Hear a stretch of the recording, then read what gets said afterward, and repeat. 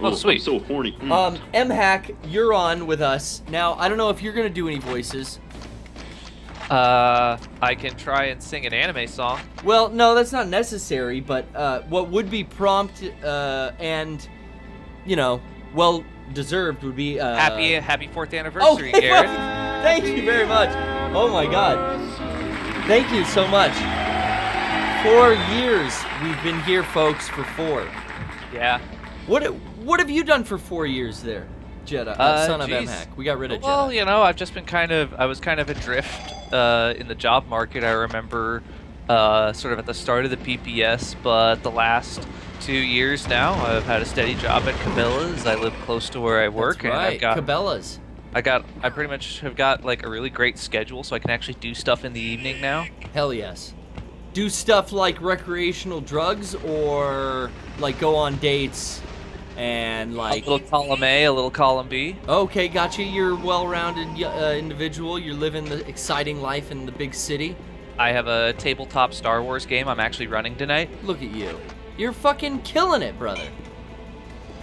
Yep. Well, hey, kudos to you and yours. And I'm glad to hear you've been around for a while. You've been around since, like, the start of the PPS? I feel like I remembered when the PPS started up, I was like, oh, that's kind of cool, I'll check it out. And I think I may have checked in somewhere late in the first year. I feel like a lot of people get in that way. They kind of realize, like, oh, I do the PPS, but we don't really talk about it that much on the regular podcast or, like, certainly not in videos or anything else. Well, yeah, so then, like, the people kind of Go Home discover it. Show. The less superior podcast. Oh, well... Wow, what are you saying? I'm just saying wrestling isn't video games. Well, yeah. Do they talk about the PPS on there? No. See? That's why I guess I don't give the Squared Circle any plugs either. That's that's the name of a different podcast too. Ah, the Go Home Show. We love Eric and Brian, of course. Fighting project. Yeah, it's interesting how Mega64, ever since the personal channels, we've all kind of split off and had our own kind of like things every once in a while.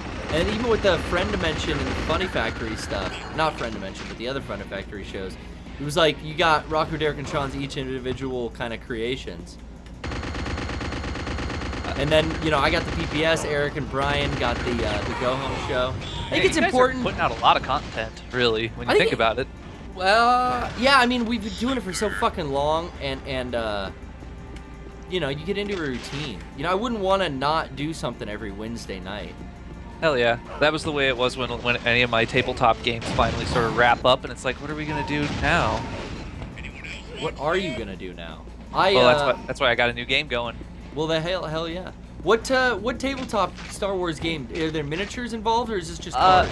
No, I mean, it doesn't have to have them. This is called the Fantasy Flight Games RPG system.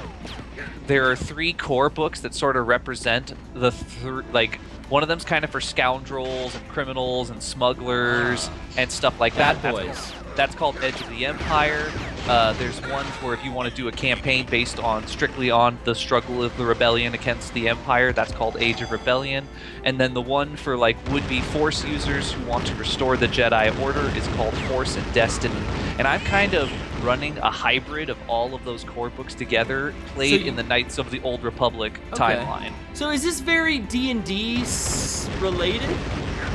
Fantasy Flight Games has kind of come up with a new dice system is the best way to describe it. Instead of rolling a d20 and having a difficulty value that's sort of like, that's static, that you're just trying to beat with your d20 roll plus your modifiers, the dice are more of like, it's more of this descriptive pool that represents the difficulty of what you're doing, any sort of environmental setbacks, your ability, your skill proficiencies, and any sort of gear or talents you have that would improve your chances. Right. And you roll all those dice together. Right now. I like it because it creates a little more. The way the dice are made is designed to encourage people to describe what is happening rather than just looking at a success-failure paradigm. I can see, and you're well thought out, Dungeon Master. I mean, you got this thing.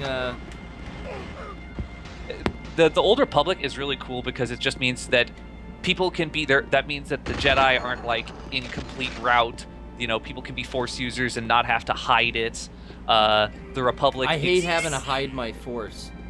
You know what I mean? And Yeah, and it's a cool old setting, so that means you can focus more on the fantasy aspect of the sci-fi fantasy, I think. Okay.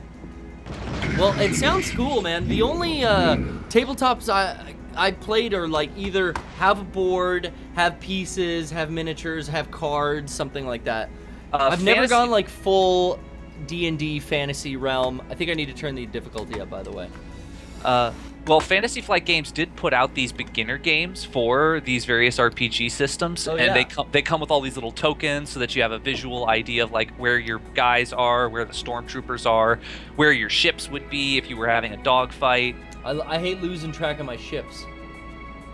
Oh yeah, that's where all your contraband is. Yeah, it's where I fucking smuggle in the compartments under the walkways. Dang straight. Yeah. Well, it's been real, MHack. Yeah, it's been good talking to you. Once again, happy anniversary. Hey, thank you very much, sir. Good night. Good night, sir. Stop this. Stop it all.